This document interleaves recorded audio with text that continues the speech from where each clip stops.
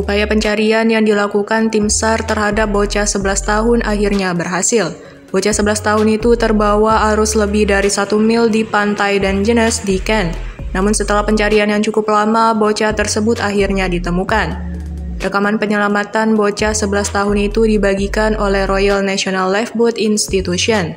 Dalam rekamannya menunjukkan para relawan dikirim untuk mencari anak berusia 11 tahun yang terdampar di lepas pantai Dungeness di Kent. Saat proses pencarian, mereka melihat perahu karet berwarna oranye terang yang dinaiki oleh bocah tersebut. Mereka meminta anak itu untuk tetap tenang dan diam.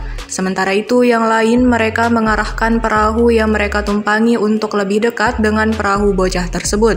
Mereka kemudian bergegas memberikan handuk pada bocah tersebut.